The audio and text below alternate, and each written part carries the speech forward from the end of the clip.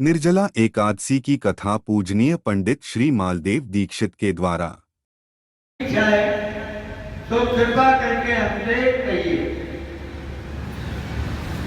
भगवानों बाते भगवान ने किससे? भीमसेन से। भीमसेन ने पूछा था कि महाराज मेरी माता कौन थी? भाई युधिष्ठिर, नकुल, सहदेव, द्रौपदी, अर्जुन, ये सभी मेरे पीछे पड़े रहते हैं कि तुम्हें एकादशी का व्रत किया करो। महाराज मैं सबसे अधिक खाता हूँ, भोजन करता हूँ, इसलिए मुझसे एकादशी का व्रत नहीं होता। तो भगवान ने पूछा कि हे अर्जुन, हे भीमसेन, तुम स्वर्ग को अच्छा और नरक को खराब समझते हो तो आपको एकादशी का व्रत अवश्य करना चाहिए। उन्होंने कहा कि महाराज मैं एकादशी का व्रत तो कर लूँ मगर करूँ कैसे, क्योंकि मैं सबसे अधिक खाता हूँ घर में, इसलिए मैं एकादशी का व्रत नहीं कर सकता। और कोई उपाय बताओ। अरे साल में 24 एकादशी आ जाती है, तो अधिक मास की आती है तो 26 एकादशी हो जाती है, और उनमें से 24 एकादशी का व्रत करो। 24 एकादशी का नहीं कर सकता, 12 का करो नहीं कर सकता, 6 का करो नहीं कर सकता, 4 का करो नहीं कर सकता, तो भैया फिर तुम नरक जाओ। तो नरक भी नहीं, ऐसा उपाय बताइए श्याप मर जाए और लाठी भी यही टूट पाए। तो उन्होंने कहा कि फिर तो एक एकादशी है। कौन सी एकादशी? ये जेठ मास में तपती हुई धूप में सबसे कड़ी एकादशी है। इसमें 6 माथे जल, ये है 3 चम्मच, 6 माथे जल हो जाता है। इससे अधिक नेष्ट है, फिर उसे नहीं पीते। इसे पीने का कोई दोष नहीं होने लगता कि विष्णोत्पादों का पीता, ये अकाल मृत्यु का हरण करने वाला है। जो इस जल को पीता है उसकी अकाल मृत्यु नहीं होती। अकाल मृत्यु हरण सर्व व्याधि विनाशनम, और सभी व्याधियों का नाश करने वाला है। विष्णोत्पादों का, विष्णु के पादों यानी पैरों का जल, इसमें स्नान करते हैं भगवान, इसलिए ये जल विष्णोत्पादों का पुनर्जन्म विद्यते, यानी उसका दूसरा जन्म नहीं होता। तो उन्होंने कहा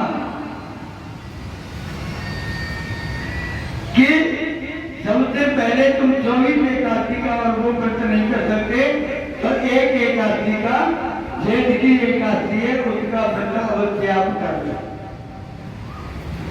उन्होंने कहा ठीक है भगवान, एक व्रत तो मैं कर ही लूंगा।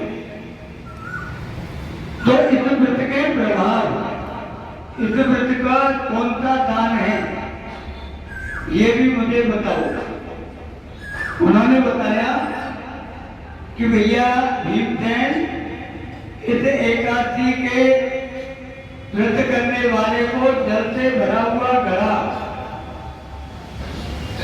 वस्त्र से ढककर ऊपर फल इत्यादि धर के, मिष्टान मीठा रख के दान करें। आज के दिन जूता, छाता, चप्पल इत्यादि आज भी दान करना चाहिए। क्यों? भीमसेन ने पूछा महाराज ये बताओ कि ये सब दान करने से क्या है? मैं व्रत कर लूंगा और व्रत करके एक टाइम भोजन करूंगा, कि जब तक उस दान का दूसरे दिन आप दान नहीं करोगे, ब्राह्मण को कुछ दोगे नहीं, जब तक एकादशी पारायण नहीं करना। आपका एकादशी पारायण नहीं होगा, इसलिए ये दान आपको करना चाहिए। उन्होंने कहा महाराज मुझे बताइए।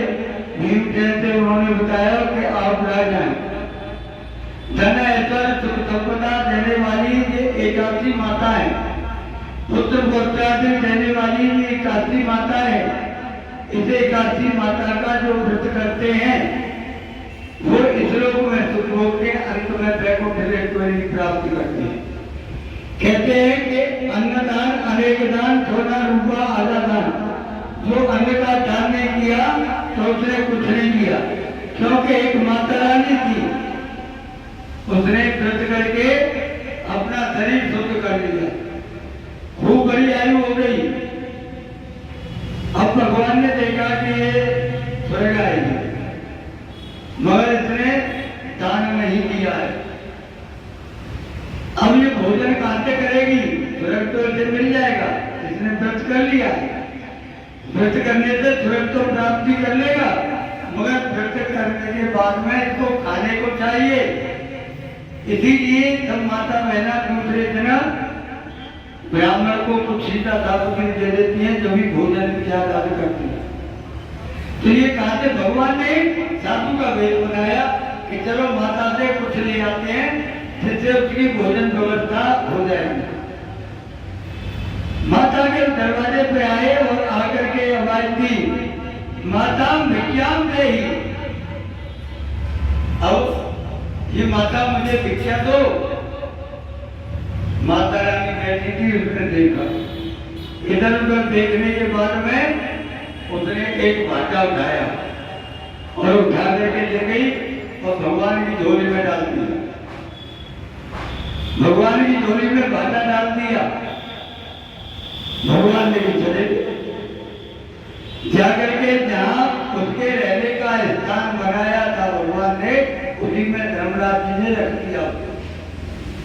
कहते हैं कि मंदिर में दिया हुआ दान 1000 गुना हो जाता है।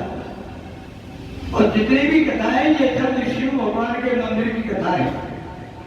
तो ये विष्णु भगवान का मंदिर है, यहाँ जो दान दिया जाता है उसमें 1000 गुना उसे प्राप्ति हो जाता है। आज माता रानी ने क्या दिया था? एक मिट्टी का ढेला।